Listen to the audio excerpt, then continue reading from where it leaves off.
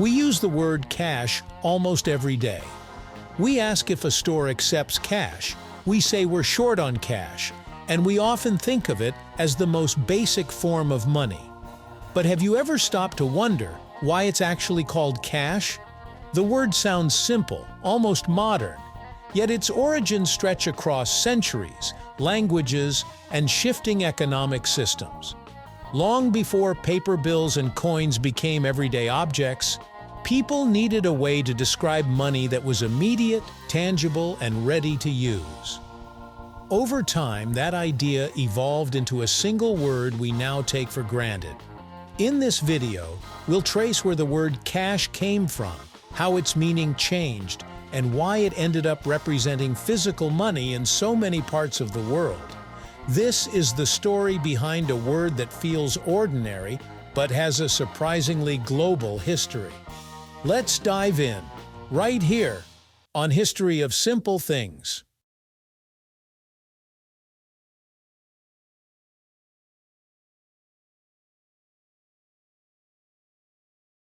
The story of the word cash begins with Latin, specifically the word capsa, which meant a box, chest, or container used to store valuable items.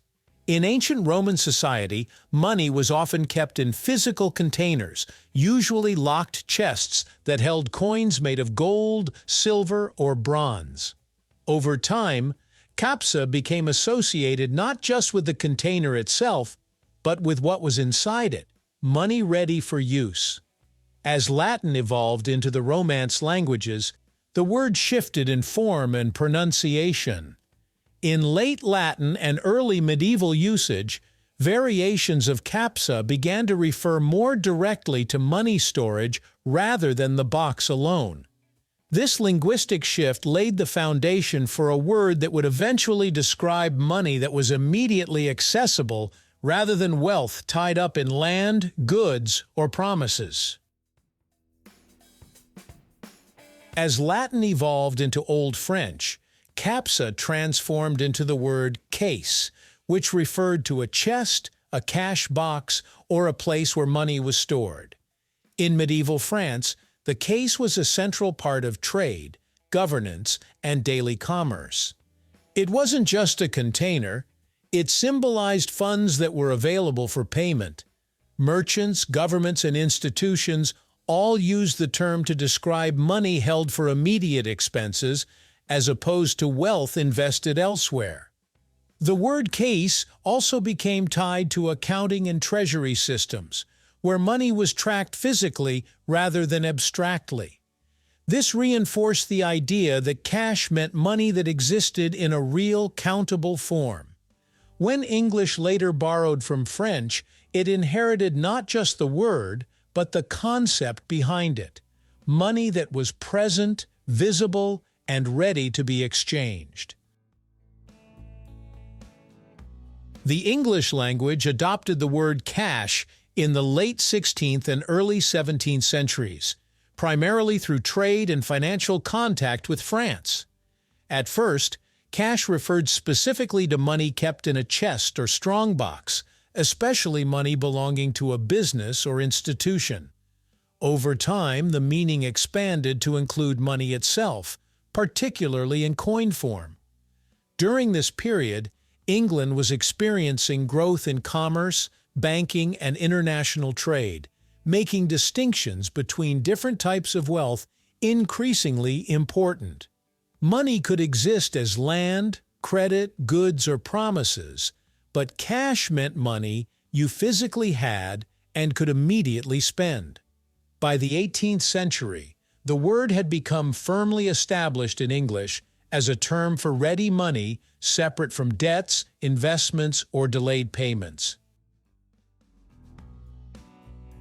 The rise of the word cash is closely tied to the growing importance of credit systems. As trade expanded, especially during the early modern period, people increasingly bought goods on credit or used written promises to pay later. This made it necessary to distinguish between money that was available immediately and money that existed only on paper. Cash became the term that clearly separated real, physical payment from credit-based transactions.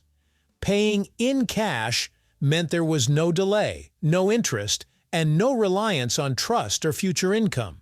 This distinction became especially important in legal, commercial, and government contexts, where immediate payment carried more certainty and less risk.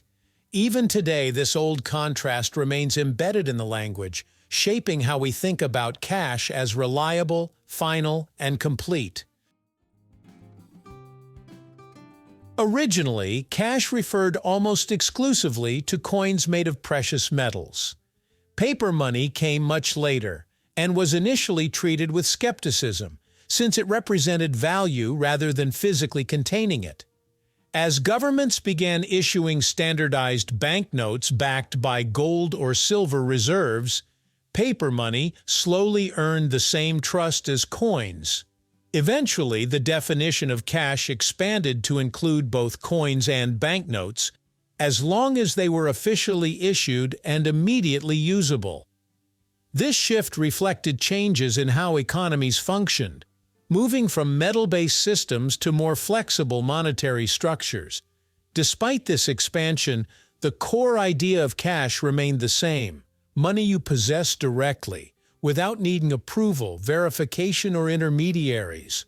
The word adapted, but its original meaning, money that is real and accessible, never disappeared.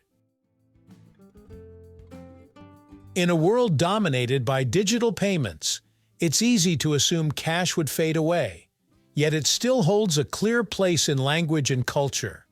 Cash refers to physical money that offers immediacy, privacy, and independence, without relying on networks or third parties. The word has endured because the idea behind it remains relevant. Even as technology changes how we pay, people instinctively understand cash as money you can hold, use instantly, and fully control. So why is it called cash? The word traces back to a Latin term for a box, eventually becoming a global name for money that is ready to use. From Roman chess to modern economies, cash has always meant money that is present and immediate. Even as currency evolved, its core meaning stayed the same: money without delay or conditions, making cash a lasting symbol of direct, tangible value. Thank you for watching. If you have suggestions for our next video, feel free to share them in the comments below. We'll be sure to give you an acknowledgement for your contribution.